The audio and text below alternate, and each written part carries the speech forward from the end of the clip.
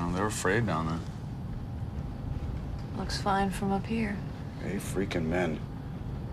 What? Hate the Red Sox, hate the one-way streets, and I hate clam chowder. Hate this freaking city, period. I was born here. May I have your attention, please? Yeah. We are now beginning our final descent into Boston. We got a location of this watch group? Yeah, corner of Joseph and Alfred in Braintree. They have authority issues, so if you flash your badge, be sure to duck. Thank you, Detective Gilchrist. Very good advice. Inspector Bronca. Come on, what do I have to do? Beat it out of you? Think that'll work? How long did you live in Boston? You found this place easy enough. Paper route. Yeah, and then he said he was gonna do it. Hi. Hi, everybody. How you doing? Hi there. Hi. Hello. Hi. Hi. How are you? Hi. How you doing? Hi. Hi. Hi. Hi. Who's in charge here? I am. Hi, my name's David Creegan. I'm with the OSC. This is my partner, Susan Bronca. OSC stands for Organized and Serial Crimes Unit. We were wondering if you could help us out. Not interested. You're not interested. He's not interested. Someone's murdering and butchering your neighbors and friends, and you're not The interested. cops aren't interested. They'll let the guy go, and they probably know it. Neighbors? My neighbor was a little worried when his wife didn't show up at the Jewish League softball game. Yeah. He found her filleted in the side of a house. 9 months this guy's been out there, and all of a sudden you spook types want to waltz in here? Whoa, whoa. Cops, spook types, guys in berets with karate skills. We're all on the same team, aren't we? You think we're a joke? No. I think you're dead serious. TJ, Hey, Fred, how you doing? this guy bothering you? This guy, jeez. See you tomorrow. You see this? These are letters of support. Mostly from people around here who are thankful we're doing what we're doing. So why don't you let us help? Everybody knows everybody around here. It's a close-knit community. We prefer to have our own watching out for our own. We're not outsiders. He was born here. Really? Yeah, and I got the scars to prove it. But you left. And people keep dying without your permission. Can you tell me when that email came in? 4:30 this morning. I was right here.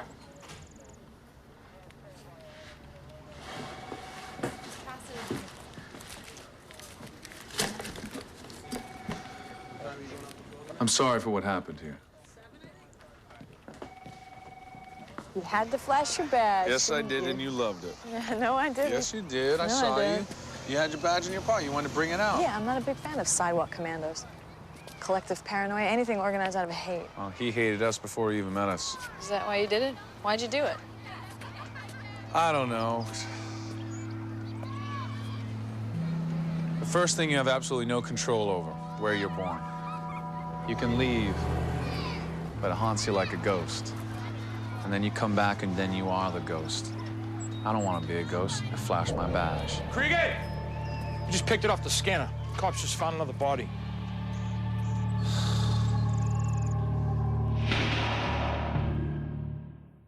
He's gonna kill again. Said he couldn't stop. And you believed him? I'm in the belief business. A trained professional. This man wasn't lying. He confessed, and you called the police. That's curious. I mean, that's contrary to the laws of the church. Isn't that a breach of the confessor-sinner covenant? You're Catholic? I was raised Catholic, yeah.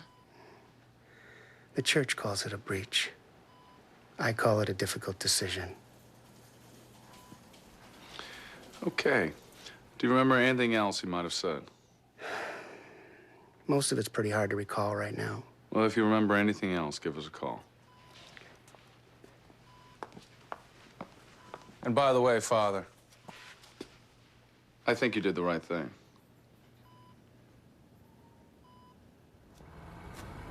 I can't believe you said he did the right thing. How can you say that? I said, I think you did the right thing. Technically, what he did was wrong.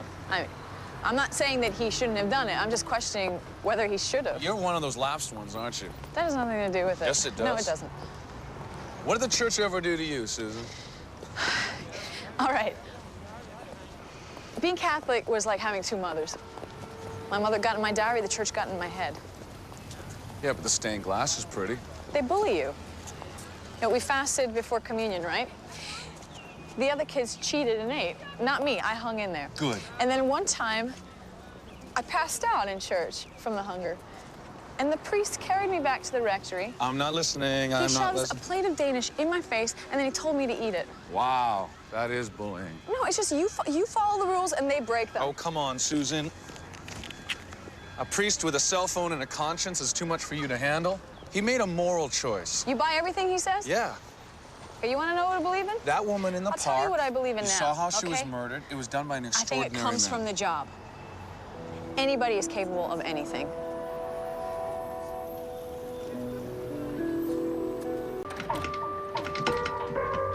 Are you in the house? It's locked.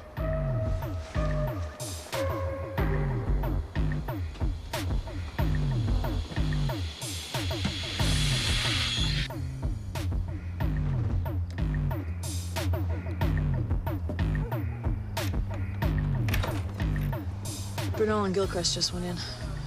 Where are you? Living room. How'd you get in? I picked the lock.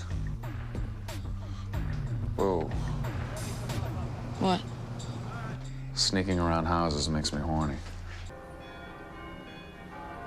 It's out there. It's out there. The ringing, it's not inside his head. It is out there, and it's called faith. The last victim's partner was at the crime scene with their minister. The one before that, remember? Remember, she didn't make it to her Jewish League softball game.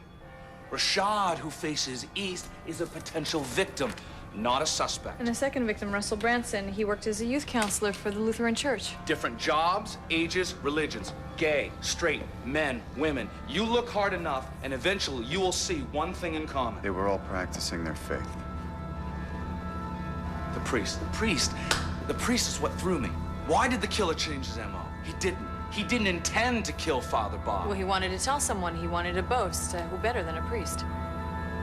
He cuts you open to show you that you are just flesh and blood, arteries, guts, body parts. There is no glowing light. There is no soul. It's just a machine. An atheist. Or somebody who's mad at God because of all the misery that was heaped on them. Somebody who's upset with all the trouble and bad luck that was sent down on him. Somebody who has asked and never gotten, who's finally given up, who's lost his faith. So does he know his victims or not? I don't know. Why Braintree and Hingham? I don't know. Well, where are you going? I don't know. For a walk.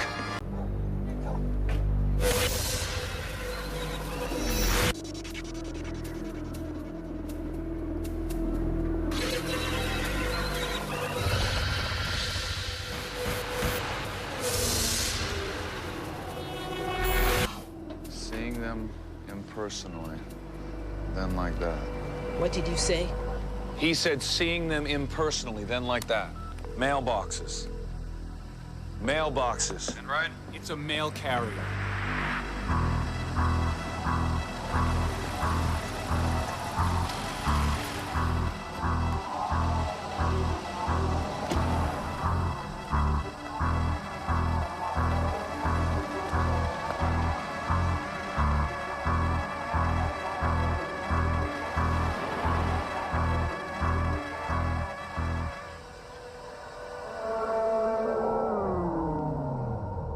All the victims were on his routes. Well, do we have an address on them? 503 Dakota in Dorchester. Bernal's rolling with Boston Homicide. That's a couple miles from here. Where's Bronca?